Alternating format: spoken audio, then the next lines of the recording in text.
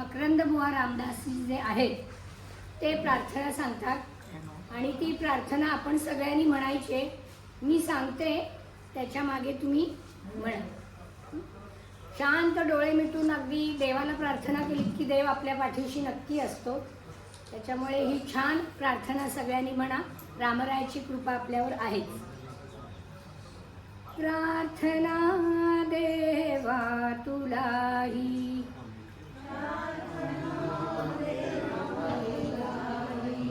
तू सदा जवळी रहा.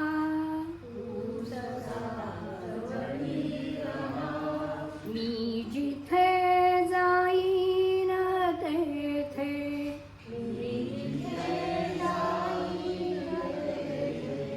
प्रेम दृष्टीने पहा.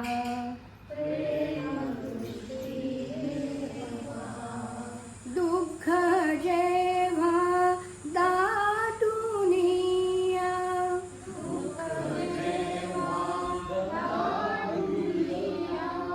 भार होतो अंतरी.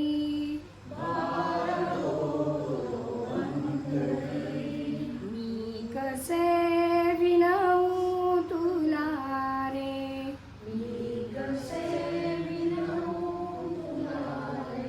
धाव तू गरुडा परी.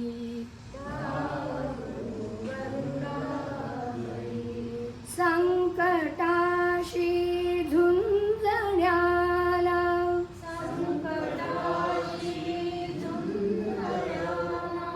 हात दे मजला दहा.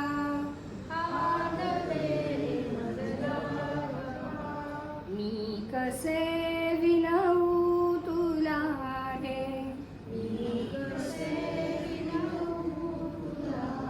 तू सदा जवळी राहा. स्वैर वेगे जीवनाचा,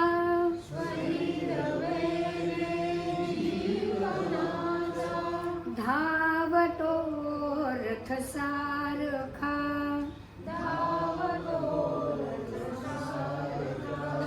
संयमाचा पथई माझ्या,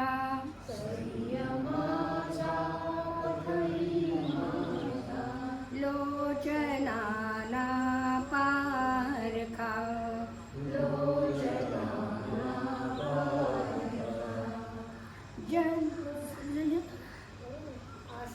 आस नाही कशाची,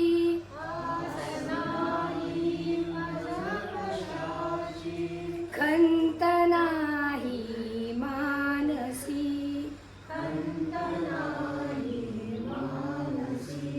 तू नभाच्या लोचनानी,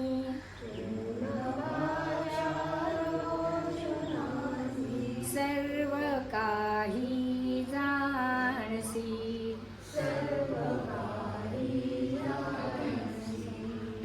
देह हा कर्मात सरूनी,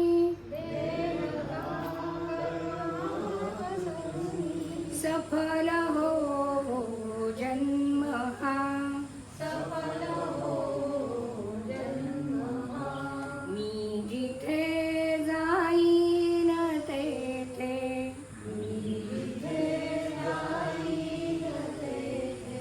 प्रेम दृष्टीने पहा. सद्गुरुनाथ महाराज की जय.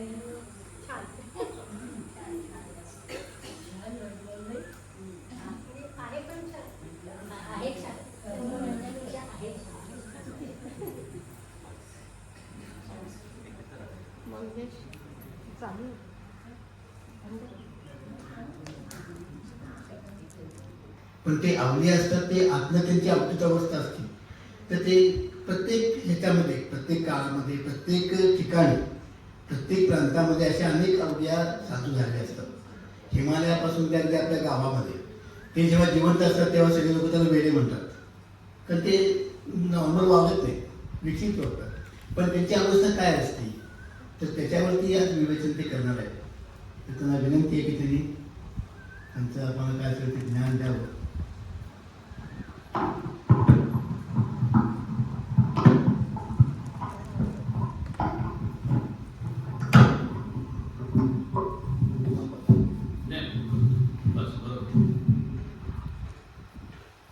प्रभू रामचंद्रांना साष्टांग नमस्कार करतो. श्री गोंदवलेकर महाराजांना साष्टांग नमस्कार करतो आणि ज्यांच्या आज्ञेने मी इथं बसलोय त्या श्री राम महाराजांना साष्टांग नमस्कार करतो. हे म्हणले तसं आज एका अवधूताबद्दल बोलणार आहे. ॲक्च्युली वडक्याने मी बोलत होतो की मी स्वतः हिमालयात खूप फिरतो, पण आज आपण थोडंसं केरळकडे जाऊ आणि उद्या हिमालयाच्या गोष्टी गुरु शिष्यांच्या सांगून उद्या मी सांगणार आहे. महाअवतार बाबाजी म्हणून हिमालयात आहेत असं अनेकांनी ऐकलं असेल आणि अनेक वर्षांची ती परंपरा आहे नाथ संप्रदायाची. तर माझ्या गुरूंनी ॲक्च्युली त्यांच्या सजेशनवरनं ह्या अवधूताबद्दल एक पुस्तक लिहिलेलं आहे. त्या पुस्तकाचा रेफरन्स घेऊन मी आज बोलणार आहे. काय तर एखाद्या गावात तिथली म्हणजे जसं आता आपलं पेणचं गाव आहे तसं एक सामाजिक परिस्थिती असते आणि आपण सगळे किती जरी नामजप करणारे असलो किंवा काही असलो तरी जोपर्यंत पूर्णत्वात जात नाही तोपर्यंत आपल्या मनात बऱ्याच अशा गोष्टी असतात. मी ब्राह्मण, तुम्ही मराठा, तुम्ही शूद्र, किंवा मी भाजपचा, तुम्ही संघाचे, तुम्ही काँग्रेसचे, अनेक अनेक पर्त असतात आपल्याला. आणि हे जे अवधूत हा जे प्राणी असतात ते पूर्णत्वाला गेलेले असतात, ते सगळ्यांना मोकळे झालेले असतात, त्याच्या पलीकडे असतात. म्हणून हिमालयातले काही साधू त्यांना अशा वेगवेगळ्या सामाजिक पॉकेटमध्ये बहुतेक पाठवलं जातं की काय, पण अशाने ते सडनली कुठल्या तरी गावात निर्माण होतात, येतात समोर आणि तो सगळा भाग कसा ढवळला जातो किंवा अर्धे लोक त्यांना वेडे म्हणतात, पॉलिटिकल लोक त्यांना मारायला बघतात. अशी एक सुंदर गुंफण आहे गोष्टीची. तर इथे आणि जनरली पहिला छेद काय केला जातो की असे लोक तुम्ही जे विक्षिप्त म्हणलात ना तर ते वेगळ्या ठिकाणी आपलं मंदिर करतात, म्हणजे विचित्र ठिकाणी जे नॉर्मल माणसाला वाटतं की हे काय आहे, मुळातच सुरुवातच चुकी. तर तसं एक केरळमध्ये त्याला टॉडी शॉप म्हणतात. म्हणजे आपल्याकडे जशी मीरा किंवा थोडीशी गावठी दारू असं आपण म्हणायला हरकत नाही. तर तिथे एक सदाशिव नावाचा चांगला तगडा खाली लुंगी, आपण थोडंसं केरळचं वातावरण म्हणून तसं बोलायला लागेल, आणि वर कुंडू घातलेला अर्धा शर्ट व्हाईट, असा तो टॉडी शॉप चालवत असतो. आणि तो नेहमी त्याच्या मनात येतं आता हल्लीची नवीन नवीन विस्की आले तर माझं शॉप जरा कमी चाललंय, तर आता कसं होईल. तर ते स्वतःच्या बायकोला भवानीलाही सांगत असतो काही बदल करायला पाहिजे. आणि तो दर रात्री 1 वाजता, कारण सगळे दारू पिणारे संपले की रात्री 1 वाजता त्याचा जो जायचा रस्ता असतो ना तो एका स्मशानभूमीत नसतो. तर किती तगडे असलो आपण आणि किती काय असलो तरी स्मशानभूमी आली की आपण थोडं, तर तोही नेहमी दरवर्षी घाबरत असतो आणि दरवेळेस घाबरत असतो आणि तो नामजप करत तिथनं पास होऊ बाकी. अशा एका रात्री 1 वाजता एकदम त्या गेटमधून एक सदग्रस्त उडी मारतात ते समोर. त्यांचा तो उडी मारल्या हा बुलेट, नुकत्याच सायकलवरनं त्यांनी बुलेट घेतलेली असते, त्याला ते डोक्यात भूतभूत असतात ना, त्यांनी उडी मारल्या त्याचा बॅलन्स जातो, तो समोरच्या पोलवर अडकतो, थोडा खरचटतो वगैरे. तो परत उभा राहायला बघतो तर हे ज्यांनी उडी मारली असेल ते एकदम त्याच्या समोर शेजारीच उभे राहतो. अरे बाबा सदाशिवा घाबरू नको, हा आणखी नाव होतोय, खरंच भूत आहे की माझं नाव काही कसं नाही. तर त्यावेळी घाबरू नका, मी साधा सांगतो माणूस आहे, काही भूतबीत नसतं, तुला उगाच लागलं का, खर्चटलं का, जा तू चाय आत कोण, तुम्ही कोण, काय प्रकार आहे, मला पाडलं तुम्ही, सांगतो उद्या तुझ्या दुकानात येतो. तो घरी जातो आणि त्यांना असं ते पडताना सुद्धा इतकं पॉझिटिव्ह फिलिंग आतून, भूताचं राहायला बाजूला, त्यांना आनंददायी फिलिंग येतं. आणि तो बायकोला काहीतरी गडबड आहे बाबा, मी कधी काही होत नाही असा एकदम माणूस काय टपकतो. आणि ते तेजपुंज होते, डोळे चांगले होते, अशी थोडीशी चायनीज टाईप गाडी होती, वर कुंडू बांधलेला होता जटांचा, आणि असंही झालं. तर दुसऱ्याशी ठीक आहे काय ते असतात वेगळे वगैरे सोडून देते, दुसऱ्याशी तो परत आपल्या दुकानात येतो दारूचा. पण त्या मनात ते जात नाही, ते पिक्चर जात नाही आणि तो वाट बघतो. आणि गंमत तुम्हाला सांगायची तर अशी की त्या दिवशी नको तेवढं गिरायक त्याचं दुकानात वाढतं. आता आपला मनुष्य स्वभाव आहे ना, आतून असं वाटायला लागलं की आहे हे काहीतरी त्यांचेही संबंधित आहे की काय, छोटोला खरं बँडेज बिंडेज लावून आलेला असतो, पण त्यांचेही संबंधित हे आहे की काय. म्हणून तो संध्याकाळी 5:30-6ला ते येतो बोलले होते, तर तो मनापासून वाढलो. ते येत नाहीत, 7-8 डिस्टर्ब होतो आणि बघावं तर एकदा दारात ते 8 वाजता उभे असतात. आता हे लुंगी लावलेले मळकट शर्ट, मी म्हटलं तसं वरती जटा बांधलेल्या, थोडीशी दाढी. तर तो सदाशिव म्हणतो, अहो या या या, मी काय कोण आहात तुम्ही, कुठनं आलाय काय. तर एवढा एक्साइट नको, मला ते थांबायला लावलंय काय, काळजी नको करू. तर ते म्हणे नाही, तुझी ती बॉडी बिडी मला काही उपयोगाची नाही, तू काय घेत असलं असतं जरा कोरा चहा दे दुधाचा, तो मी पितो. तर ते चहा प्यायला बसतात तोपर्यंत ते मागे जातात. तर मागे आपल्या नेहमीच्या खेडेगावामध्ये कसं असतं, ते मागे असं आवार असतं, मग झाडं असतात, तुला काय पूर्वीचं कंपाऊंड वगैरे नव्हतं. तर तिथे असं पारासारखं एक झाड आणि झोपडी होती बरं का, मोडकळीला आलेली. तर त्या पारावर झाडावर झोपडी मागे ते येऊन असे पद्मासनात वगैरे बसतं. म्हणजे जणू काही त्यांना ते सगळं माहिती आहे तो एरिया, आणि हा त्यांना चहा आणून देतो वगैरे. तर ते म्हणे तुम्ही काय, कोण आहे, मी कोण नाही, मी शून्य आहे, शून्य. शून्य म्हणजे पोकळी कोण नाही, ते तुला कळलं कोण नाही, तू आपलं चहा. तर ते चहा असं थोडं तुम्ही जे म्हणता ना विक्षिप्त वागणं, ते कॅरेक्टरचं विक्षिप्त वागणं होतं. चहा देतो. तर म्हणला काय कर, तू माझी वाट का पाहतो, धंदा वाढला वाटतो तुझा. तर म्हणे नाही नाही तसं काय नाही, असं काय नाही, तुम्ही इथे थांबणार का आज. तर म्हणे नाही नाही, मी उद्या येतो, आता आज थांबत नाही. तर परत मग तुझ्या जखमा विमा आता बघायला झाल्या का. तर मग मी काय म्हणतो, स्वामी तुम्हाला आता मी काय म्हणू, काय नाही शून्य, मग आता शून्य स्वामीच म्हणतो. हा म्हणतो. तर मग ठीक आहे, तुला काय म्हणायचं ते म्हण. तुम्ही असं कराल का, तुम्ही कुठे राहता काय, तुमचं दिसत नाही आगा पिछा. तर माझा काय आगा पिछा नाही आहे, पण तू म्हणतोयस का. तर म्हणा मग मी बघतो उद्या येतो. तर मग ही आमची झोपडी आहे म्हणे मागे, त्याला तर काय आत्ता मी बरेच वर्षात पाहिलेलं नाही, तुमच्याकडे पाहिजे झाडतो भेटतो समोर. पण नको सध्या पारावर बसतो.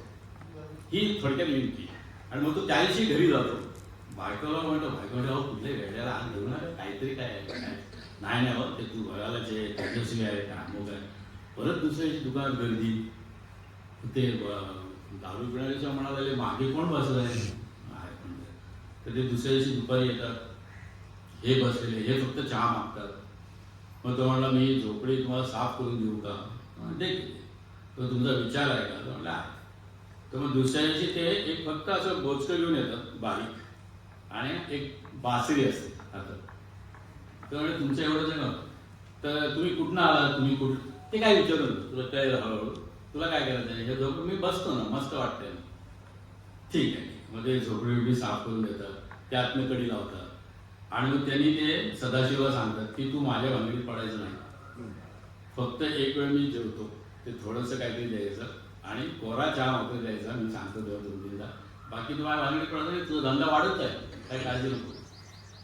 बरोबर, तुमच्यात काहीतरी आहेच करत असं. पण त्याच्या मागे ना, त्या झाडाच्या मागे अशी लांब कुठेतरी शंकराचं देऊळ असतं, त्याला पार असतो, नदी असते. हे सकाळी पहाटे उठून तिकडे फिरायला जातात आणि येऊन बसतात. एका टायमाला दुपारचा फक्त चहा पितात आणि तर रात्रीचे 2-4 दिवस जातात. ह्याची भरभराट होता नाही लागली. इतकंच नाही तर त्यांना बरेच वर्षात मूल नसतं. तर ती बायको यांच्या पाया पडायला, ते म्हणे मी काय असं महाराज बिराज नाही, तू असं काय करतेस काय. पण म्हणे तू कशाला पाया पडायला हे मला माहिती. तर म्हणे बासरी वाजू का, तर बासरी कृष्ण काहीतरी करेल तुझ्यासाठी, असं ते अर्धवट विक्षिप्त तिला टेम्प्ट करून ठेवलं. आणि असे एक आठवडाभर झाला, ते सेटल झाले की मागे काय केलं, तो टिपिकल नबुद्रीपाद ब्राह्मणांचा एरिया आहे, म्हणजे केरळला आपल्यापेक्षा खूप कडक आहे. एक दिवस एक 8-10 दिवसांनी काय होतं की तिथे, आणि ते पूर्वीचं ना नाग लोकांचं वगैरे केरळात खूप आहे. म्हणजे त्या शंकराच्या मंदिराच्या मागे एक अशी गुहेसारखं असतं की ज्याच्यात नाग राहतात, सर्प राहतात, आणि ते आज सारे आहेत ते पाळतात की त्याला तिथे डिस्टर्ब करायचं नाही. तर एक नबुद्रीपाद ब्राह्मण जे आपल्या गावात गुरुजी असतात, त्यातला एक प्रमुख ब्राह्मण तिथे येतो त्या कुठल्या काही कार्यक्रमाच्या निमित्ताने, ते मागचं शंकराचं देऊळ परत रिन्यू करू अशा निमित्ताने. आणि त्याच्यावर बरेच लोक असतात, मुलगी असते की त्यांच्या कुटुंबाची कोणी कोणी असतात. आणि तिथे काय होतं की ते पॉन्डमध्ये हे आपले जे शून्य स्वामी आहेत ते आंघोळ करतायत, इकडे तिकडे फिरतायत. तेवढ्या ते प्रचंड मोठा नाग, म्हणजे तो योगायोगाच्या गोष्टी सकाळी तिकडे फिरत असतात, असा येतो आणि त्या नमोद्रीपाल ब्राह्मणाच्या समोर तो वेदसंपन्न माणूस, सगळं शिकलेला, ऍक्च्युली त्यांनी कंट्रोल करायला पाहिजे, त्याच्या बाजूच्या मुलीला तो जोरात डसतो साप. आणि शून्यस्वामी पण बघतायत की हे काय चाललंय, आणि त्यांना असं वाटतं की वेदसंपन्न ब्राह्मण कंट्रोल, तर त्याची थोडीशी हालत होते, फाफलते, त्याला तेवढं ताकद नसते आणि तोही पाळाच्या मागे. तर हे काय करतात, दोघं चौघं जमतात, त्या सापाला मागणं, म्हणजे जसं एखादा मांजर जावी होते, विक्षिप्त म्हणतात ना, तसे ते स्वामी स्वतः मांजर जावी तशी मागणं त्याला जातात, त्याचा गळा धरतात, पूर्ण कंट्रोल करतात. आणि ते जे मी म्हटलं ना सर्पपीठ असतं, त्याच्यात आतमध्ये सोडून पूर्ण आत जाऊन व्यवस्थित बाहेर येताना सगळ्या लोकांना दिसतात आणि बरोबर साप नसतो. आत इतकंच नाही तर ज्या मुलीला त्यांनी दंश केलाय ते झटझट त्याची साडी ओढतात, ते दंश कुठे तो सापडत नाही, तर ते आजूबाजूची इथे इथे तिथे, नंतर हेच ओरडून सांगतात नाही मला पॉईंट सापडला. तिथे ते तोंड लावतात, जोरजोरात ते शोषून घेतात, ते विष टाकून देतात. त्या आजूबाजूच्या लोकांना सांगतात की आता काही काळजी करायचं कारण नाही, तिला तुम्ही घरी घेऊन जाऊ शकता. आणि विक्षिप्तपणाची इथे ट्रिक अशी आहे की ते त्या नमोद्रीपाल ब्राह्मणाला शिवाय घालतात. आता मी इथे बोलत त्या आवेशात नाट्यरूपात खरं बोलायला पाहिजे, काय तुम्ही वेदवित केले, आमच्यासारखा फालतू माणूस येतो, ही गोष्ट करतो आणि तुम्ही घाबरता, म्हणजे वेदांचा प्रॅक्टिकली उपयोग काय, हे ज्ञान झालं पण वेगळं काहीतरी असायला पाहिजे अमुक. तर तो त्यांच्यात चिडतो, पण चिडलो तरी उपाय काय नाही, सगळ्यांच्या समोर झालेलं असतं, ते सगळे घरी जातात. आणि त्या मुलीच्या मनात हे काय, त्या सगळ्या ऑडियन्सच्या मनात, म्हणजे ज्याला आपण थोडं थोडं मार्केटिंग आणि पब्लिसिटी म्हणतो, ती त्या शून्यस्वामींची सुरू होते.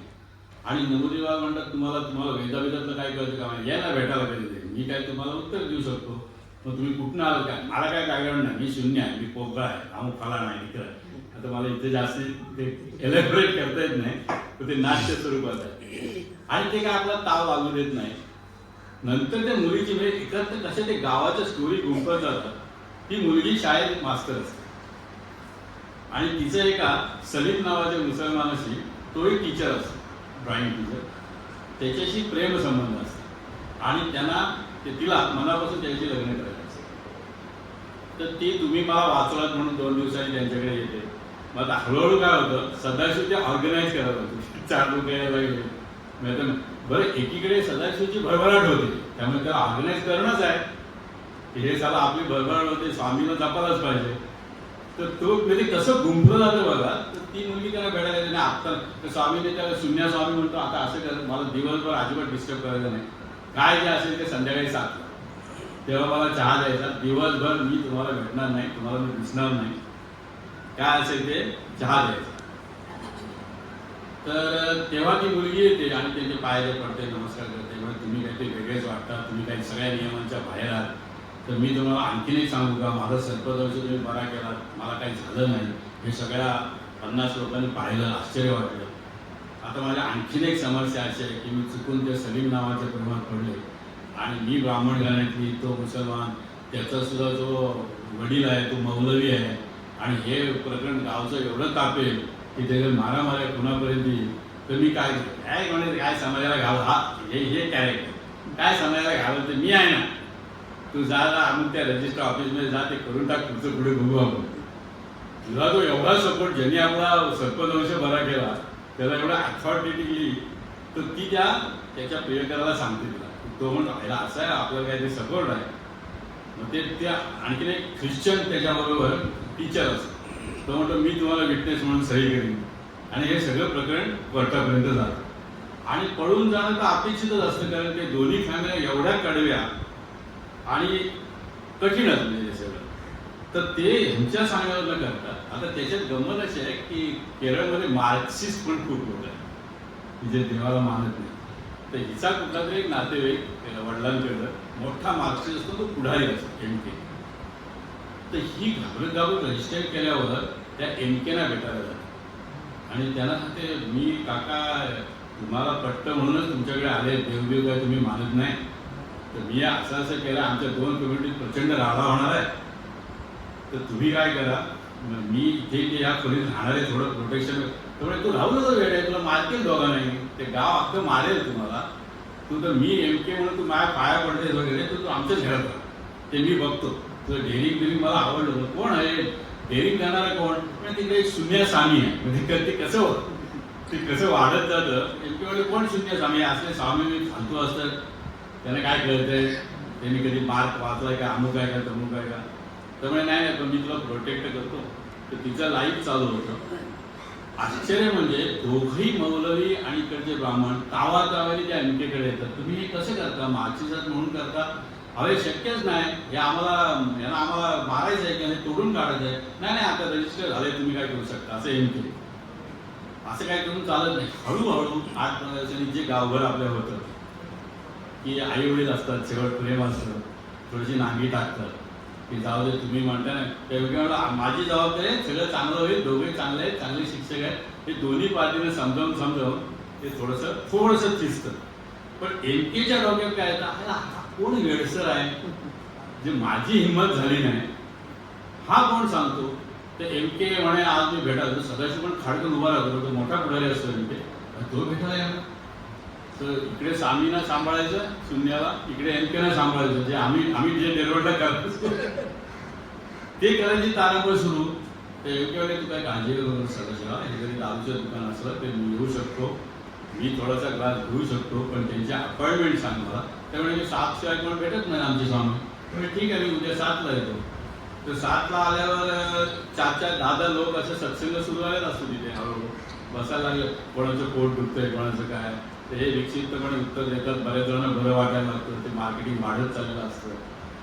त्याच्यात हे MK बसतात मोठे पुढे. तर मग शून्य म्हणतात, कोण हे MK, अच्छा मार्क्सिस्ट. मग त्या मार्क्सबद्दल शून्या स्वामी असं काहीतरी भयानक सांगतो की तो म्हणतो तुम्ही लिटरेट आहात, तुम्ही खूप शिकलेले आहात. मी काय शिकलेलं नाही, मी शून्य आहे, अमुक आहे तमुक आहे. तरी MK म्हणतात मला एक आवडलं की माझ्या तुम्ही बादशीला सपोर्ट केला, बाकी तुझं काय सगळं ते विक्षिप्त आहे, असलं काय असतं काय, असं काय साधू बिधू असतं काय, ते काय वागणं आहे का, पण मी सपोर्ट केला म्हणून मी थोडंसं थँक्यू म्हणायला आलोय.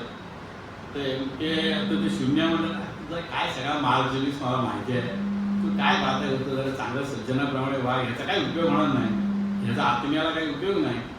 आणि नंतर म्हणे तुम्ही इतक्या वर्षापूर्वीची फ्लूट सोडलीच वाजवायची, ती जर वाजत MK शॉक होतं. जे माझ्या भाचीला माहीत नाही, जे कोणाला माहीत नाही, मी लहानपणी पूर्वी फ्लूट वाजवायची, जी खूप चांगली वाजवायची, ह्यांना कसं माहीत.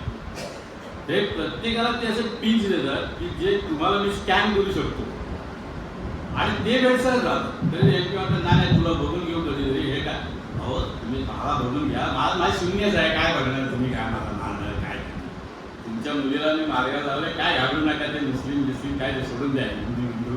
आणि तुम्ही पण ते मार्ग काय उपयोगाला नाही हो तुमच्या म्हातारपणी. हे जरा आध्यात्मिक देत न बघा, डोस देऊन त्याला चिडवतो. पण ह्याला जाताना सांगतो ह्यांना मी फ्लूट वाजवतो कसं माहिती, माझ्या घरात फक्त बायकोला माहिती आहे. अशी यांची थोडी मार्केटिंग वाढत जातं. आणि ते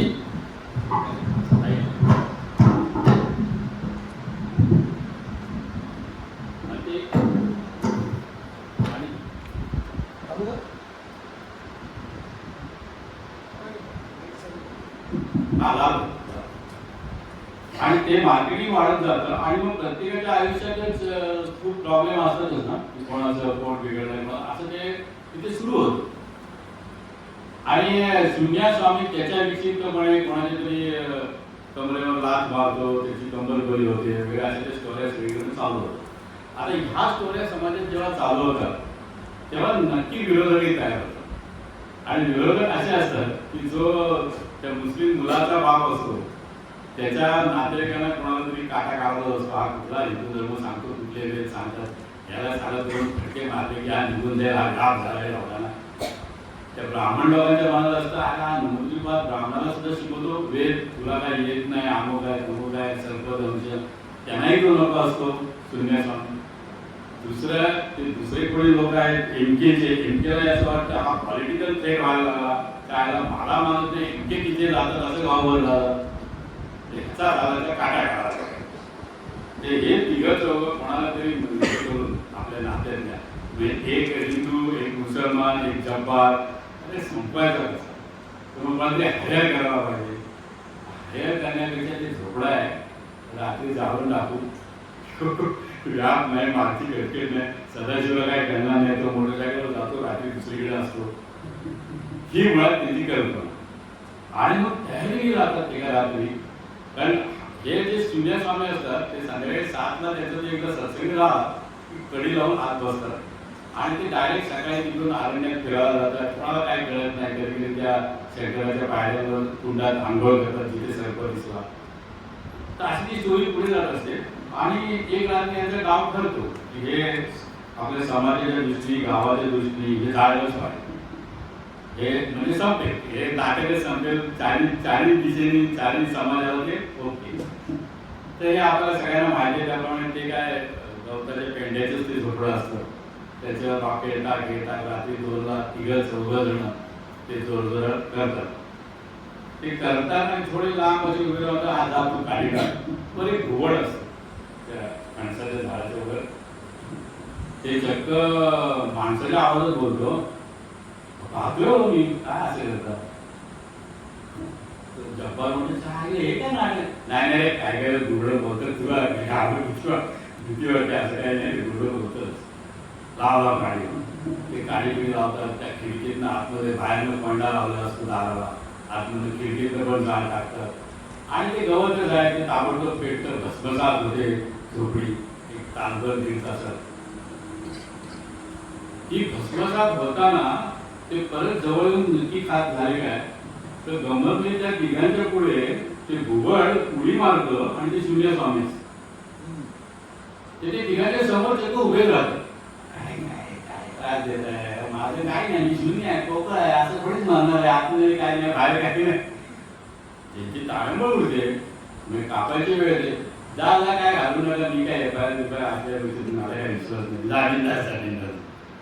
ते जातात, पळून जातात. इकडे खोकरी खाक, तिकडे सदाशिव धावत येतो, पोलीस जमतो, आमोतो आणि हा राडा. कारण ती झोपडी साफ झाली असते, तो पोलिसाच्या मागे येतो.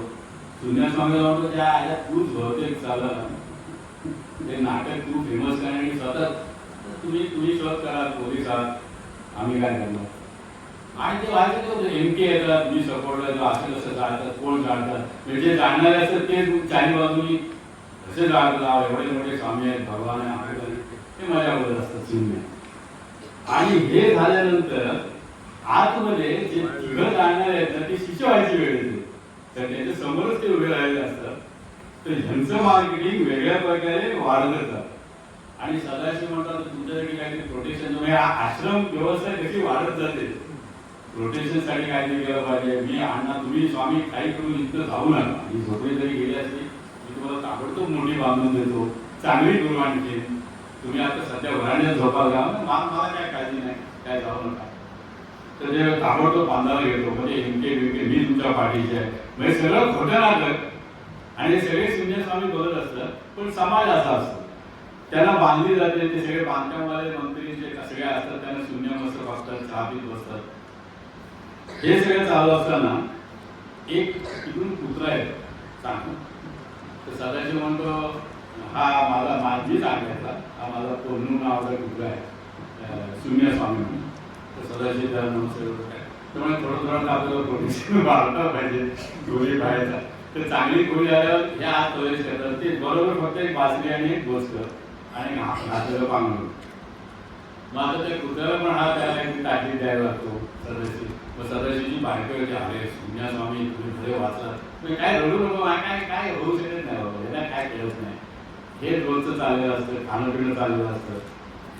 नंतर बरेच दिवस असे जातात, वेगवेगळ्या स्टोऱ्यांनी ते सगळं वाढत जातं. आणि ते सदाशिवला नेहमी असं सांगतात की पूर्ण काही दिवसासाठी आहे, आता आपलं हे सगळं नाटक इंटरनॅशनल होत चाललं आणि त्याच्यानंतर तू तयारी करतो. मला काय बाबा धंदा वाटते स्वामी उलट तुम्ही सोडू नका. त्याची गाडीची याची वेळ येते, दुसरं घर होतं, त्याची कुठे कुठे जमिनीचे प्रॉब्लेम सुटतात जेव्हापासून हे आहे. आणि एक दिवशी तो कुत्र्याला असं काहीतरी देत असताना तर सदाशिवा तुला तू मला नीट ओळखला नाही, हा इकडे तिकडे बोलतोय, तुला बोलतोय कोण बोलतोय. तर ते कडीच्या आत शून्यस्वामी असतात. तर स्वामी बोलत हा पुतळा म्हणतो, नाही मीच बोलतो ते नाही करत सध्या, मीच बोलतो. हा आवा बोलतो तो सदाशिवला म्हणून, अरे काय चाललंय तू बाहेर मला सांगू नको, हे तुझं माझं आहे, तू खायला घाल. तो स्वतःची फिगर मोठी करून दाखवतो. हे मी साधा पुतळा नाही, त्या प्रोटेक्शनची काळजी करू नको, तो आपलं मला खायला घाल हे कर ते कर. आणि मी आता लवकरच तो हा येणार आहे खंबीर म्हणून, मग माझं काम संपते. आता ही कट्टुपाट इकडे चाललाय, वाढत चाललाय. एक कुमार नावाचा मुलगा मद्रासच्या जवळ, आपण सगळीकडे ऐकतो फॅमिली खूप चांगल्या चांगल्या मुलांच्या वेगवेगळ्या फॅसिलिटीज होतात. तो अत्यंत स्कॉलर मुलगा असतो कुमार नावाचा. त्याला शून्यानी स्वामींनी नाव दिलंय थंबी. थंबी म्हणजे केरळामध्ये छोटा भाऊ, लहान भाऊ. तो जो मुलगा आहे तो खूप मोठा इंजिनियर होतो, अमेरिकेत जातो. पण त्याने केरळाची शेजारची मुलगी पसंत केली असते. पण नेहमी जे तरुणांचं होतं, तो अमेरिकेत मॅसेच्युसेट्स युनिव्हर्सिटीमध्ये MIT करताना एक चांगली खोली अमेरिकन मिळते, तो हिला विसरतो. हे हिला कळल्यावर ही आत्महत्या करते. तो आईवडिलांना कसा विसरला, मग त्याच्यामुळे ते घर बाजूला होतं. ह्याचे वडिलांना काहीतरी त्रास होतो, अमेरिकेत येत नाही, त्यांचा जीव जातो. मग हा धावत धावत घरी येतो. कारण तोपर्यंत ते मी थोडं शॉर्ट करतो कारण आपण शून्यावर फोकस करू. तर ती अमेरिकन मुलगी त्याला बसवते आणि हा विजय जाऊन घरी येतो. तोपर्यंत याच्या जुन्या केरळच्या श्यामलाने जीव दिलेला असतो. आणि ओव्हरऑल मॅसेच्युसेट्सच्या मोठमोठ्या डिग्र्या असून सुद्धा ह्याला सगळं गाव उद्ध्वस्त झालेलं दिसतं. आपली आई फक्त त्याच्याजवळ राहते. आणि तो म्हणतो तू तरी राहा, ती पण खिन्न झालेली असते, तू काय थोड्या डिग्र्या घेतल्या, पैसे आले, पण आपली तर सगळी वाट लागली.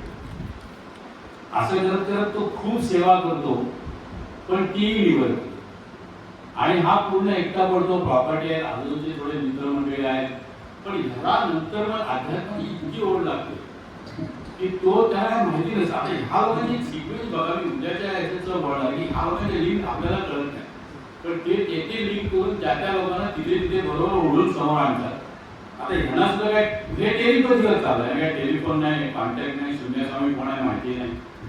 हा काय करायचं, तर अध्यात्म म्हणजे काय, तर त्यातल्या नगराचा माहिती कन्याकुमारी. तो विवेकानंद रॉकला जातो, मग मी हिमालयात जाऊ का, मी आता मोकळा आहे, माझ्याकडे डिग्री आहेत, पण सगळं उद्विग्न झालेलं आहे, मला काहीतरी कुठेतरी बोलावा पाहिजे.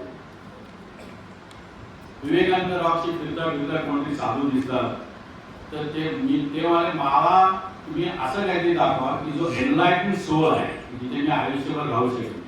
आणि मी भक्ती मार्गातला नाही आहे, मी ज्ञान मार्ग. तुम्ही असं काहीतरी भेट सांगा की इथे जाऊन तू आता भक्तीला सुरुवात कर, म्हणजे मला पटणार. मी MIT वाला आहे, कोणतरी वेदांत सांगणारा पाहिजे, कोणतरी माझ्या प्रश्नांना उत्तर देणार पाहिजे. त्यामुळे माझी लिंक वेगळी आहे. पण मी हल्ली असं ऐकतोय की केरळमध्ये त्रिवेंद्रमच्या शेजारी एक गाव आहे, तिथे एक वेळसर माणूस टोळी तिथे दारू विकली जाते, तिथे मागे राहतो. तर बघ तुझं जमतंय का, जमतंय नाही जमतंय मला माहित नाही, पण असं तरी आहे. आणि तो स्कॉलरही आहे, थोडा गडबडी आहे. तर आता गंमत अशी आहे की शून्यस्वामीला माहिती असं आहे ना, इतकं त्यांचं ते क्लिअर आहे. आणि हा शोधत शोधत ते त्रिवेंद्रला उतरतो, तिथं यांच्या गावी येतो, तिथे सदाशिवला भेटतो. तर हा सुद्धा तेजपुंज चांगला हुशार MITचा विद्यार्थी. तो पण साध्या कपड्यात तिथे येऊन बसतो, तो थोडी पिणार का नाही, मी कधी पित नाही, मी शाकाहारी आहे, मी ब्राह्मण आहे. त्याला काय होतं नाही, तेव्हा स्वामी कधी भेटतील, शून्यस्वामी, त्यामुळे 7ला भेटतो. आता ती खाण दार उघडायचे आणि तिथे सत्संग चालू असतात. हा पण मागे बसतो तिथे, म्हणजे सगळ्यांकडे असे बघायचे. तर हा शेवटच्या रांगेत बसलेला असतो. तर ते म्हणतात या तुम्हाला या. अरे हो, सगळं तुझं सगळं खायचं वरचं मला माहिती आहे, ये तिथे. त्यामुळे तू काय सदाशिवकडे काय टोळी बिडी घेते, नाही हो मी शिव. अरे सगळ्याला शिव काय नाही बरं, तू वेळ्या कुठल्या कल्पना तुझ्या MIT असून तुला ब्राह्मण कोण काय हे एवढं भूत आहे तुम्हाला, आणि शून्य आहे काय. त्याला थोडा आणखीनच कन्फ्युजन की हे वेगळी सांगणार का प्रॉब्लेमॅटिक करणार. तरी तो तिथे बसतो, दडसे बसतो. आणि मग ते त्याला सदाशिवला सांगतात की हे माझ्या जुन्या लिंकचा माणूस आहे, ह्याला पटणार नाही, जवळ 8-10 दिवस पटणार नाही, पण ह्याला मी माझ्या खोलीत घेणार. सदाशिवला पण त्यांनी त्याच्या खोलीत घेतलेला नव्हता, साधी खोली बंद, फक्त एक काठसारखा अंथरूण त्यांचा. तर ह्यालाही आश्चर्य वाटतं. तर सदाशिवला तो म्हणतो अरे मी जाऊ काय व्यवसाय मारतोय काय करतोय. नाही म्हणजे तू तर सगळं सोडून आलाय. त्यांच्या गप्पा 8 दिवस किंवा मी काय पण मी बघतो यांना ट्राय करतो. ॲसेंट्रिक वाटतोय, विचित्र वाटतोय, ट्राय करतो. पण हळूहळू ते त्याच्या जीवनाच्या अशा काही गोष्टी सांगतात की तो जवळजवळ नतमस्तक होतो. तुम्हाला एवढं सगळं माहीत तुम्हाला माहीत आहे शून्य आहे, पोकळ आहे, सगळं आज बाहेर एकच आहे. ही त्याची नेहमीचे त्याचं सगळं ते सांगितल्यावर तो इन्फ्लुएन्स होतो. पण तुला MIT काय शिकला तेही मला विचार असं त्यांचे ते आतमध्ये संवाद चालतात. आणि then he became so impress की हे वेळपण आहे वरचं आहे आणि आतमध्ये काहीतरी प्रचंड मटेरियल आहे. आणि तर त्यामुळे माझा इथला रोल आहे म्हणजे त्याला म्हणतात तू माहिती का तो आता थंबी म्हणतो. कुमार नाव सोडून दे ते थंबी म्हणजे लहान भाऊ. तर माझा रोल आहे जो तू पुढे न्यायचा आहे. त्यामुळे तुझं सगळं ते घर उद्ध्वस्त आहे. तू ते आत येणारच आहे त्याच्या मागे. आणि पोन्नू माहिती आहे तुला पोन्नू तू तर बाहेर असतो.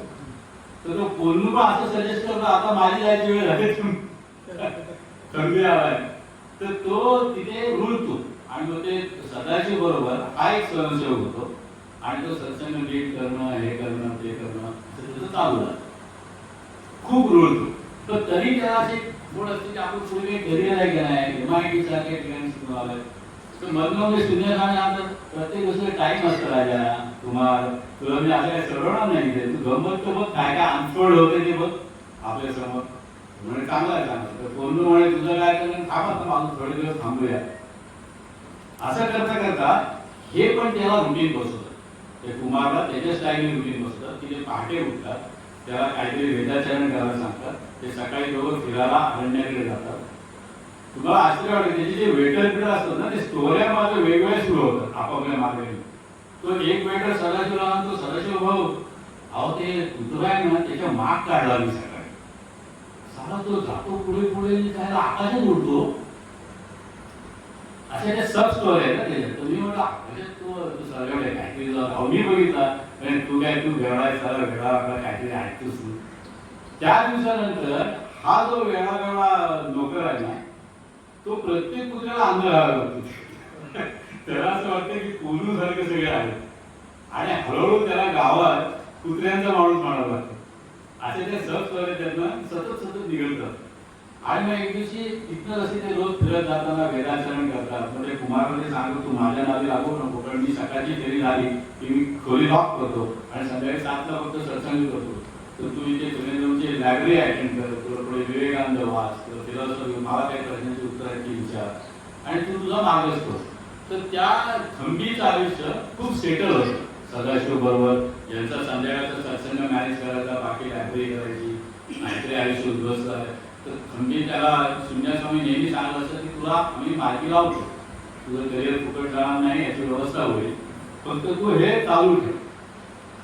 तर त्यालाही असं वाटतं हे काय नाटक आहे. रोज कोणीतरी लाथ मारणं कोणातरी थुकणं कोणातरी विचित्र वागणं विक्षिप्त. तर हे झालेलं असताना एक दिवस बरं पोलीस इन्स्पेक्टरला पण डाऊट ही झोपली. ते वातावरण असं झालेलं असं नाही हे खरं नाटक आहे त्याला मारला पाहिजे सगळं कन्फ्युजन अख्ख्या गावावर. आणि विरोध पण वाढत चाललेला.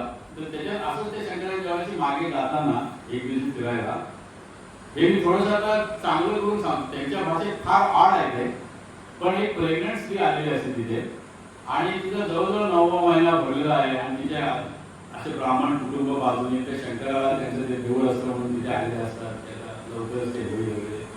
आणि थंबी आणि स्वामी पण शून्य स्वामी जात असतो.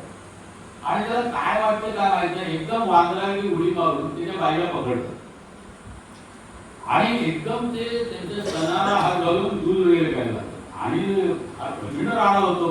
थंबी सुद्धा आउट ऑफ माइंड जातो. अरे काय आपला स्वामी आहे काय आहे काय. आणि ते काय करतात थोडंसं दूध पितात फुकतात दूध पितात फुकतात असं 2-3दा करतात. आणि आता पाहिजे घ्या आता तू दिला काय नाही पाहिजे घ्या दूध दूध दूध असे अर्धा वडा वांगल्यासारखा.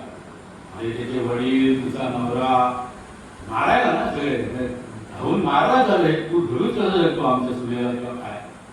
हा शून्य स्वामी शेजारी माळाचं झाड असतं एखाद्या एक्सपर्ट वांगल्यासारखं त्याच्यावर सरसर चढतात आणि खांदीवर जाऊन बसतात. इकडे थंबी आवा मी धावत सदाशिवला सांगायला जातोय असलं काहीतरी यांनी केलंय आणि आता कसं विसरायचं, पोलीस येणार. तो सदाशिव घाबरला, अहो नाही हो हे स्वामी आहे, ते असं करणारच नाही, त्याला काहीतरी कारण असेल. आणि हा समाज जमतो आणि आता याला खाली येऊन कायदेशीर वाजवायला पाहिजे. कारण हे आता सगळ्यांच्या देखत झाले, विटनेस आहे, सगळं आहे, अमुक आहे, हे आपले वर्ण असतं. अहो थांबा, ऐका, पाहिजे नाही, पाहिजे टाकून द्या, टाकून. ते तिला घेऊन घरी जात आणि त्यांनी सांगितल्याप्रमाणे कंपनी आपल्या सुनिया स्वामींनी की हिला तुम्हाला वाटते तेवढा वेळ नाहीये, अर्धा एक तासात ते बाळण होणार आहे. खरोखर घरी जाऊन अर्धा तासात बाळण होतात आणि ते जे मूल असतं ते कधी लगेच दूध पित नाही, पण ते प्यायला लागतं आणि ते वाचतात. तिची हिस्ट्री अशी असते जी कोणाला माहीत नसते, फक्त त्या फॅमिलीला माहीत असते. ते आधी 3-4 बाळ झालेले असतात आणि ते विष त्याच्यात निर्माण होतं म्हणून ती मरतात. आणि हे वाचलं त्यांना कळतं. तोपर्यंत इथे राडा होऊन खाली पोलीस कॉन्स्टेबल MK ते सोडवायला कम्युनिस्ट पुढारी नको, ते कायदे त्याच्या मागे असेल. सदाशिव पण राडा, थांबा थांबा, मारू नका, त्याला उडू नका. तोपर्यंत पोलिसने अरेंज केलेलं असतं कोणत्या मागायला काढणार त्याला, तर तो पण भीतो, हा काय वेळा आहे, निश्चित आहे, मला मारेल.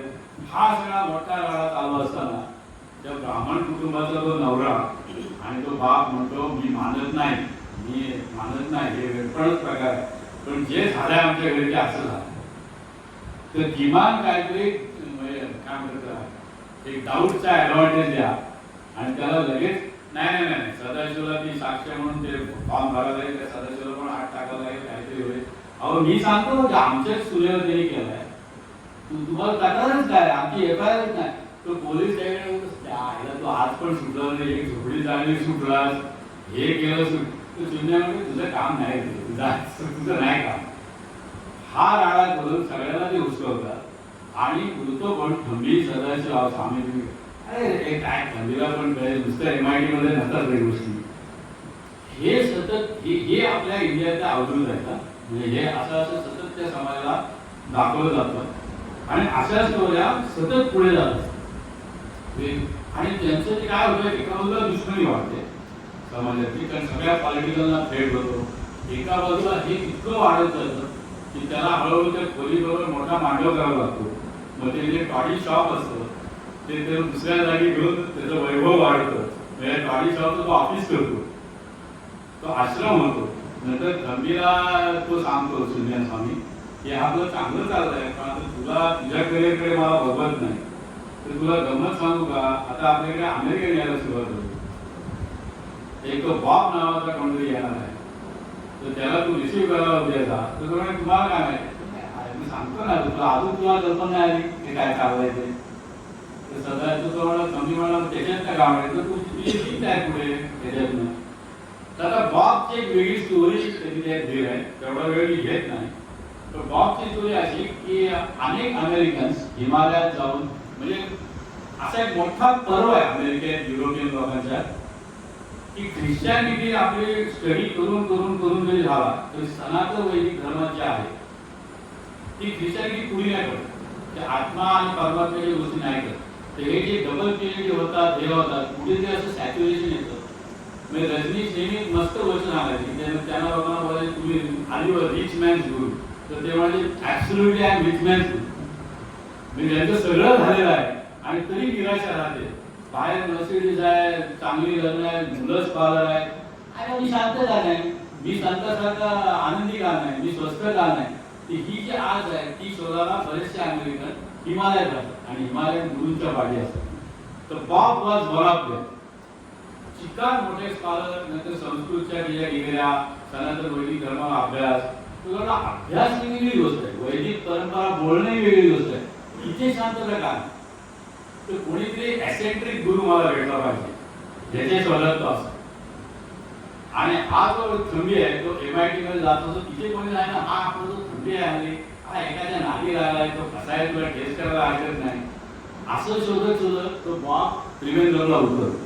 आणि तेव्हा जाऊ द्या, अनेक साधू पाहिले, अनेक संत पाहिले, हे एक नाटक, तर तो त्रिवेंद्रमचं 5 स्टार बुक करतो आणि बरोबर खंबीला पाठवतो तेव्हा तो दाराला आलेला असतो. आणि सदाशिवकडे तो टॉडी पितो. नंतर तोही म्हणतो हे काय आहे, तर सदाशिवला खंबीला सुन्या स्वामींनी सांगितलं असेल की तू आता काय कर, याच्या पुढे नोट्स लिहायला. या आतापर्यंत 2-4 केसेस तू पाहिलं अशा पोथ्या होतात ना, हे जे जीवन जगलं जातं ना त्याच्या पुढे पोथ्या होतात, त्याच्या उपस्थित होतात, मग कोण काय काय सांगत राहतं. तर असं तो त्याच्या नोट्स काढावा लागतो की बॉबी कधी आला, तो काय म्हणावा, तो कसा बसला, तर तो त्याच्याशी निगडीत होतो. आणि ते तिथे बसतात, मग तो बॉबला आपल्या कब्जात घेतो, म्हणजे 5 स्टारला उतरलाय, तुम्ही काय केलंय, तुम्हाला काय कळतं. तर बॉब म्हणा खरं आहे, म्हणून तर मी तुमच्याकरता आलोय की आमच्या युनिव्हर्सिटीमध्ये झाल्या, पण तुम्ही कुठे शिकलाय ना, मी शून्य आहे, मागे काय आहे, भासरी आहे, अमुक आहे. पण त्याला त्याचे सगळे संतत्वाचे इफेक्ट त्या बॉबला जाणवतात आणि तो त्यांच्यावर अनेक वर्ष राहतो. आणि तिथे त्या गाडी शॉपमध्ये बॉब आणि सदाशिव भेटतायत, तो खंबी आणि ते डिस्कस करतायत. आणि तो गावातला मोठा विषय होतो, काय सीआयचे एजंट आहे, काय नाटक आहे. जसा पुण्यामध्ये रजनी आश्रम मोठा झाला तसं त्या टोळक्याच्या बाजूला सगळे मग त्याचा विरोध असतो. हे नाटक असं व्हायला लागतं.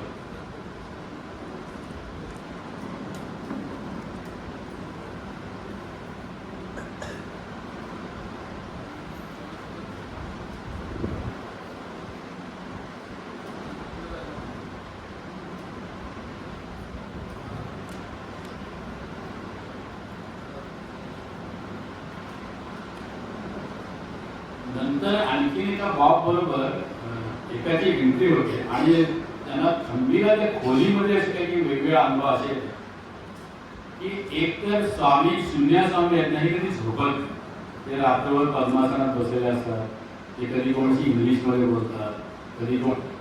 आणि नंतर एखाद्या दिवशी त्यांना असं म्हणजे हे थोडंसं इमॅजिन आहे, फक्त म्हणून तुम्हाला आवडेल, काही ना ते ऍक्च्युअली पसंत पडत नाही. कुठला तरी गोळा असा सेलिंगमधनं येतो, त्यातनं नाक बाहेर येतो, ते त्याची हिस करतात. हे सगळं खंबी ठरत पाहतो आणि ते त्याला मंत्र सांगतात. असं त्याचं खंबीचं बरंच आयुष्य जातं की ह्याला पण ब्लेस कर, तो नाक उलटा घेऊन त्याच्या कपाळावर हात लावतो, हात थरथरत असतो. म्हणजे तुम्ही काय करताय, पण तुझ्या त्या MITच्या बाहेर त्या गोष्टी आहेत त्या मी तुला एनर्जी ट्रान्सफर करतोय. आणि बॉबला सुद्धा ज्या ज्या शंका होत्या त्या ते बाहेर खोलीच्या येऊन 7ला त्या प्रवचनात बोलायला लागतात. आणि मग तोही इम्प्रेस होतो, तोही एक पुस्तक लिहायचं म्हणतो. मग तिथला एक पत्रकार येतो, तर म्हणे हा काय कॅमेरा आहे का कॅमेरा, तर ते आत्तापर्यंत त्यांनी फोटो काढून दिलेला नसतो. म्हणजे एका पत्रकाराला एका बॉबला ते त्या माणसाच्या झाडाखाली उभे राहून फोटो देतात आपला लुंगीतला, त्याची जर्नल बनतात, त्याचे अहवाल बनतात. आणि हे प्रकरण खूप वाढत जातं. नंतर बॉबला ते विचारतात की तू मेडिटेशन करतोस म्हणजे काय करतो. तो म्हणा काय काय काय काय कार्यक्रम केला आम्ही. ते तुम्हाला जर माहिती असेल तर नीम करोली बाबांची स्टोरी आहे जी ह्याच्याशी साधर्म्य आहे, हिमाचल प्रदेशात आहे. त्यामुळे आम्ही ज्याकडे दारू पिऊन पाहिली, किती नशा असते, त्याच्याने काहीतरी योग साधना होते काय, तर नाही होत. 3 तासात ते उतरतं, बॉडीला शीण येतो, आणखीनच त्रास होतो, परत काहीची वाटते, म्हणजे व्यसनात जातं. तुम्ही कसे तर मी काय शून्य आहे, मला काय दाबून काय लागत हे, तू काय करतोस. म्हणजे त्या काळात 1960-70च्या आयुष्यातली गोष्ट आहे.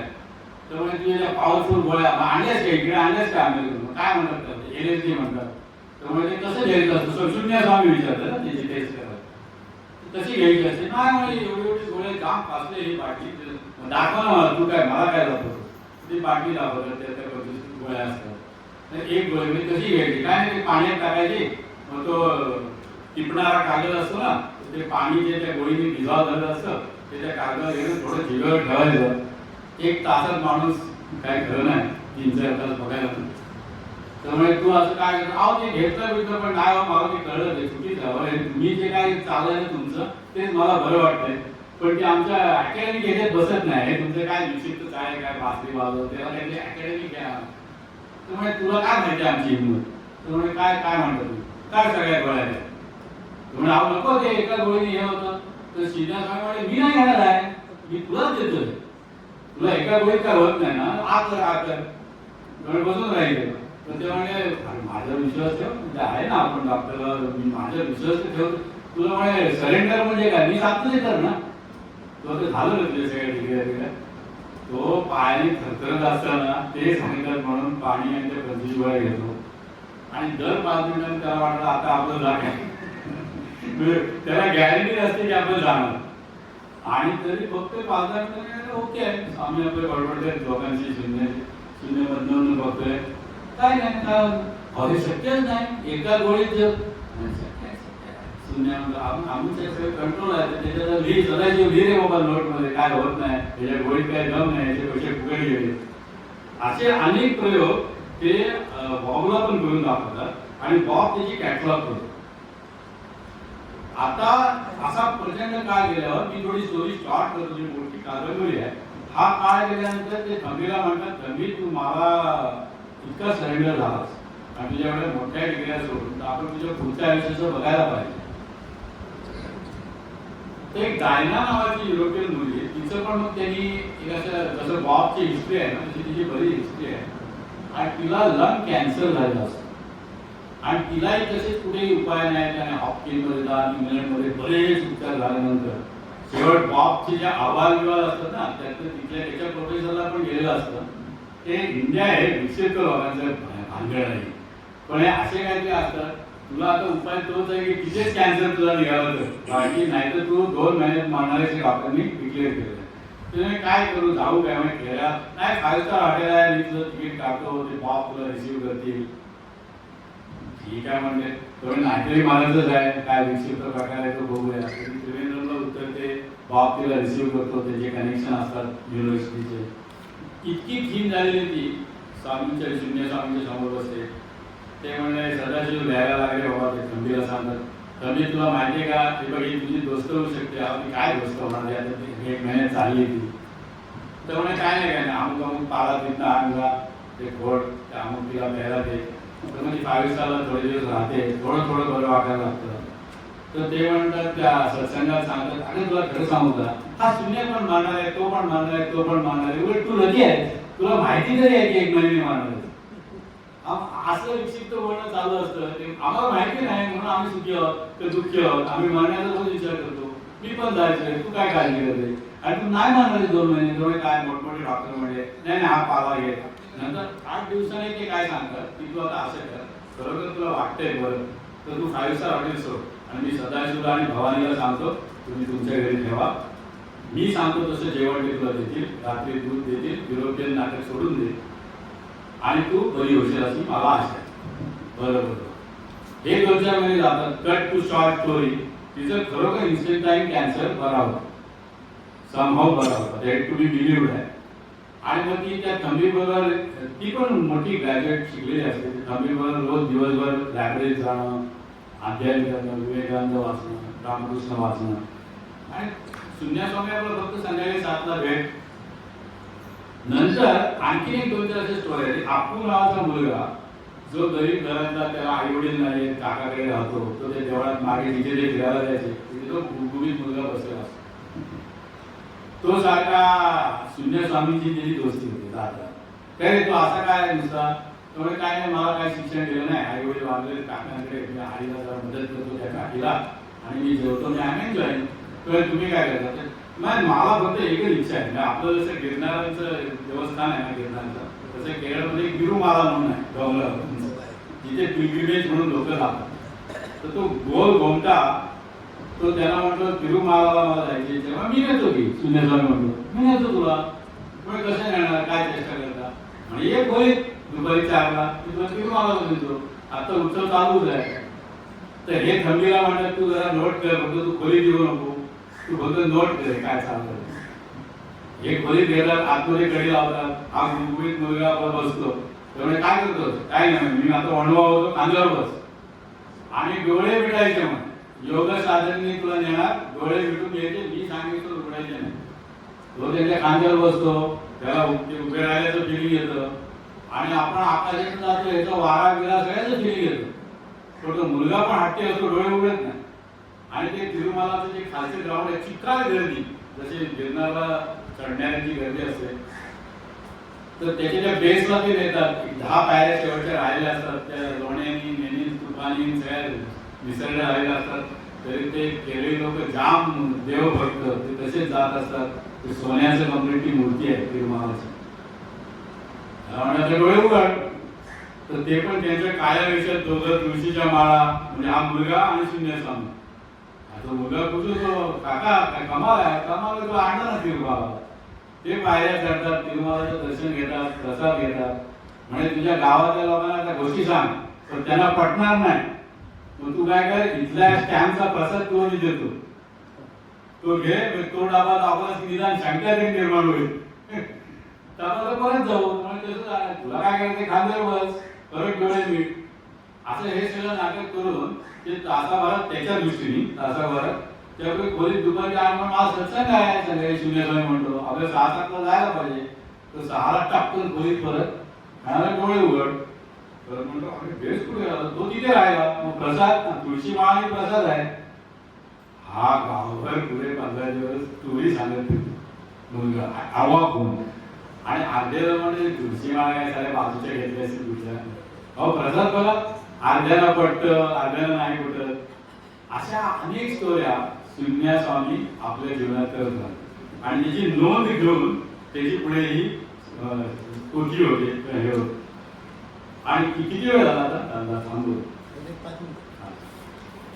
तर हे अवधूत प्रकार असे अनेक स्वामी जे येतात, अनेकांचा ते उद्धार करतात. आणि यांची जाण्याची यांची सुद्धा गमतीशीर आहे. आता शेवटचा टप्पा असा आहे की ते धुंबीला कधी नाही ते आपल्या आत खोलीत घेऊन त्याला म्हणून तुला आता फायनल गोष्टी सांगायच्या, तर त्याला बरंच काय काय दाखवतं. विष्णू दर्शन करतात, त्याची एनर्जी त्याच्यात देतात.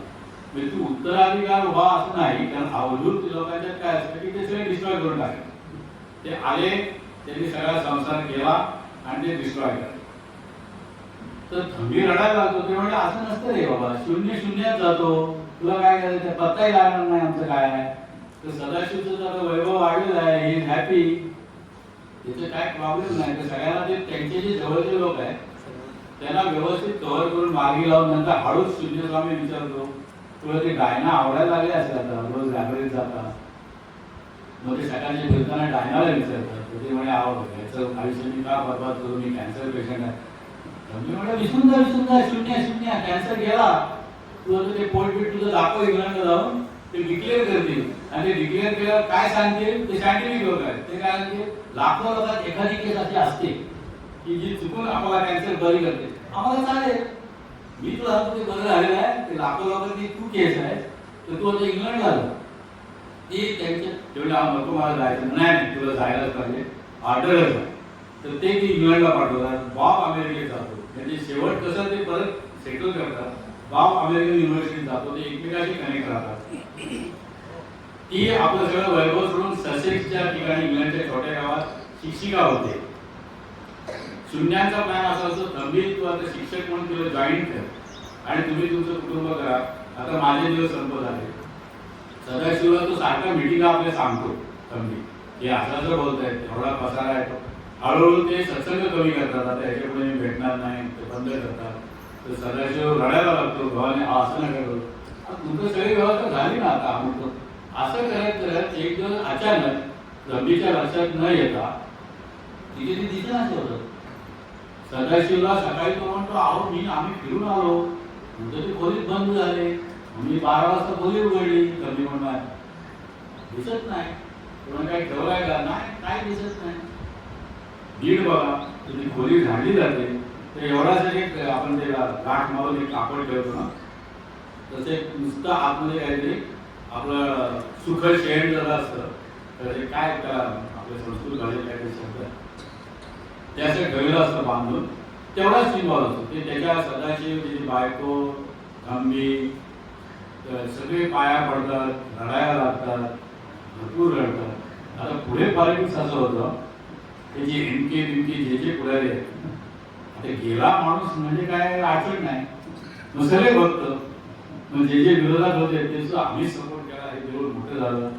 त्याची ती स्टोरी पण इतकी इंटरेस्टिंग सांगतात. ती सदाशिव बाजूला होतो, ते त्या खोलीतच मोठा खड्डा करतात आणि ते जे गाठोडा आहे ते पुरतात, आणि फक्त तिघांजवळ ह्यांच्या माहिती असते, हे खरा ऍसेट आहे त्यांचा, बासरी राहत नाही, काही राहत नाही, ते कव्हर करतात. एमके बिमके कोणा पुढायला नाही काय माहित नाही. पण नंतर चढावड अशी लागते की शून्यस्वामी हा प्रचंड होता, कारण लाखो लोक संन्यासी झालेले असतात. त्या एमके सारखे पुढारी म्हणतात, मी ते देऊळ बांधतो, मध्ये अहमिका होते. म्हणजे सदाशिवला बाजूला गेलं, हा काय पाडीशा तू घे ना बाबा 25 लाख घे ना तू बाजूला होऊ नये, असं करून जे विरोधक असतात ते देवाचे ट्रस्टी होतात. हा समाजाचा गमतीशीर भाग आहे. ते ट्रस्टी होतात, सदाशिव बाजूला होतो, ती मुलगी ऑलरेडी इंग्लंडला गेली असते, खंबीर तिच्या पाठी जातो आणि हा सगळा गोंधळ संपतो. आज तिथे मोठं देऊळ असतं, तिथे अनेक स्टोऱ्या त्याच्यातनं वेगवेगळ्या निघतात, जो तो आपापली एक स्टोरीची लाईन बनवतो आणि हा अध्याय संपतो. धन्यवाद.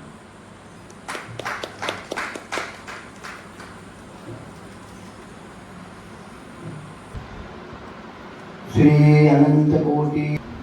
आपण जे म्हणलं आपण अवलिया किंवा अवधूत, आज आपल्याला दुपारी येणार आहे ते पण एक अवधूतच आहे, अवलियाच आहे.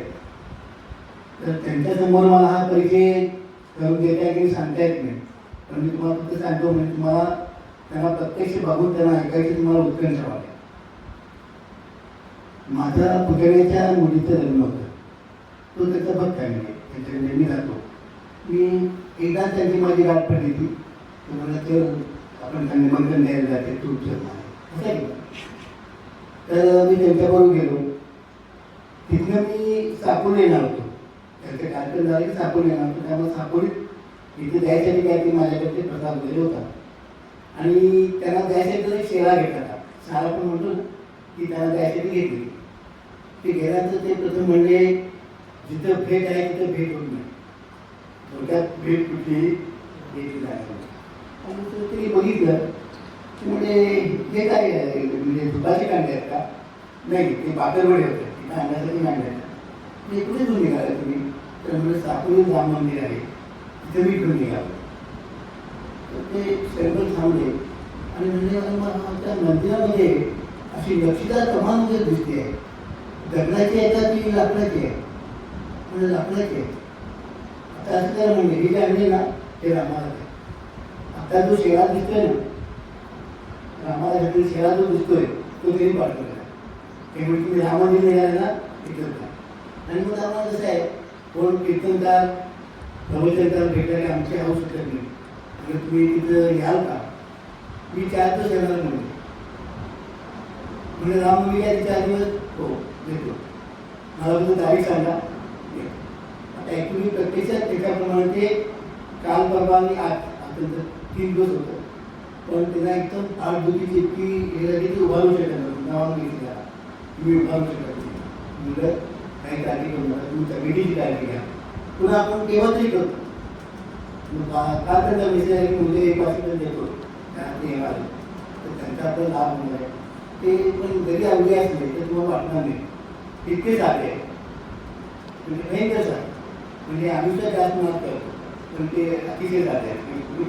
आम्हाला फार गर्व असतो की आपण फार मोठं त्या ठिकाणी काम करतो. अतिशय चांगलं तुम्हाला कळणार नाही.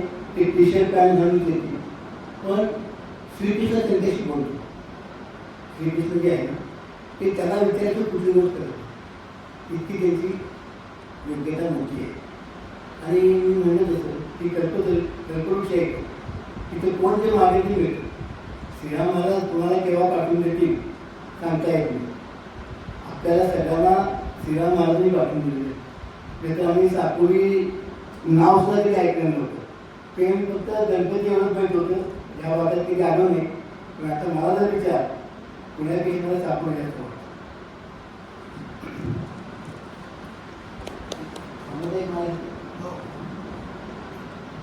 ते दुपारी तर 1 वाजता येतील, 3 वाजता ते आपल्याला एक तासभर कुठे सिनेमा बघतो असं वाटतं, लाईव्ह सिनेमाची स्टोरी बघतो असं वाटत होतं. पण असं खरोखरी आहे, असं असतं. आता हे ऐकल्यानंतर मला आता राबत नाही आहे. मी माझा एक अनुभव सांगतो. म्हणजे अवलिया किंवा अवधूत लोक जे असतात ते फार आता हे फार मोठे अशा लेवल सांगितले, पण आपण त्याला वाटत नाही आपल्याला की अवधूत असेल. अशी 2 माणसं मला नर्मदा परिक्रमा घातली. एक होते ओंकारानंद म्हणून, त्यांच्या आश्रमात आम्ही भोजन वगैरे केलं. आणि आता आपण जातो जातो तुम्ही महाराष्ट्र में कभी कभी आता तर म्हणजे तुम्ही आमच्या किलोस्वाडले या ठीक आहे म्हणजे येईन मी. आणि त्यांनी डोळे मिळते आणि त्यांनी सांगितलं रस्त्याच्या शेजारी तुमचं घर आहे, गेट आहे, डाव्या बाजूला चिकूचं झाड आहे, उजव्या बाजूला बोरिंग आहे, हां, आणि दुमजली तुमचं घर आहे का असं? म्हणलं हो बरोबर. पण आता हे घरात कोण आहे? ते म्हणजे घर को लॉक है लेकिन अंदर सुपड़ा साफ है, सभी सुरक्षित है. मैंने बोला हम अभी पुणे में रहते हैं, हम अभी किलोस कॉलेज में नहीं रहते, पुणे में रहते हैं. तो बोले अभी पुणे के एड्रेस देने की जरूरत है क्या? मैं कभी भी आ सकता हूँ. तिथे बसून त्यांनी संपूर्ण घराचं वर्णन करून सांगितलं. आणि दुसरं असं होतं की 12 कर्मचारी नवनाथ पंथातले त्यांची 9वी परिक्रमा होती पायी चालत चालायची. ते आम्हाला एका राम मंदिरात जाते. त्या राम मंदिरात काहीच व्यवस्था नव्हती. तो पुजारी म्हणला इथे काही होऊ शकत नाही, तुम्हाला चटई देतो, तुम्ही झोपा. ते डोक्यात पांघरून झोपले ते जाऊन बाहेर गेले आणि त्यांनी सांगितलं आम्हाला की हा ते पंडित जो आहे उसके घर में आपकी भोजन की व्यवस्था केली. आणि ते नंतर आमच्याकडे जवळजवळ 10-15 दिवस आम्ही त्यांच्याकडे होतो. ते वाटेत मला गोड आवडतं म्हणून उसाचं गुलाल गोड दिसलं तिथे गरम गुळ आणून द्यायचे, तर काय मला आणून द्यायचे. एकदा आहे काय झाली की ते कुठेही बाहेर जायचे नाही, अनवाणी वरती कुठेही मंदिरात वगैरे जायचं नाही. सकाळी 9-10 वाजता असं आम्ही नंबराच्या बसलो होतो. त्यांचा एक डबा होता, तसा आपला पोळ्याचा डबा ना, त्या एका हातात सगळं ते उचलून जेवायचे. 2-2 दिवस जेवायचे नाही, पण आमची जेवायची व्यवस्था करायची. आणि त्यांनी डबा उघडला आणि त्यात एक वाटी काढली छोटी वाटी, त्यात 2 गुलाबजाम. आणि ते गुलाबजाम आता घरी आपण जेव्हा करतो तर आपल्याला बायका टेस्ट देतात कसा आपण झाला म्हणा, तो कोमट असतो. तर तेवढा तो कोमट होता. आणि ते म्हणजे बाबाजी आपको कहता है ना बहुत स्वीट खाते खाओ, केले तर पूछना कहाँ से आए. तो नर्मदा सोडून कुठे वर गेलेला नव्हता, तर त्या गुलाबजाम आणून. आता ही सांगू गोष्ट नाही, तुमचा विश्वास बसणार नाही, पण मी स्वतः अनुभव घेतो. म्हणजे असे अभ्यास आपण अनेक ठिकाणी आपल्याला फार चांगलं वर्णन म्हणजे एकदम स्टोरी छान सांगितली. आता उद्या ते आपल्याला हिमालयात घेऊन जाणार आहे, त्याला तयारी नाही. हिमालयात ऑक्सिजन कमी असतो, त्याला चहा पिणार पाहिजे. तर उद्या त्याला येणार आहे. आज संध्याकाळी दुपारी 3 वाजता वडकी नावा पुण्याची कृष्णदास आहे, ते येणार आपल्याकडे रामकथेबद्दल ते बोलणार. त्यांचा मगाशी मेसेज आला एक कार्यक्रम पोहोचून. तर आज छान वाटतं, तुमचं खूप छान मिळालं आहे. आभार मानता येत नाही, कारण काय आपण एक तुम्हाला आवडणार नाही, आम्हाला आवडणार नाही, मला आवडणार. हे मला आभार तो करायचं म्हणतो, तुम्ही त्याला पाठवून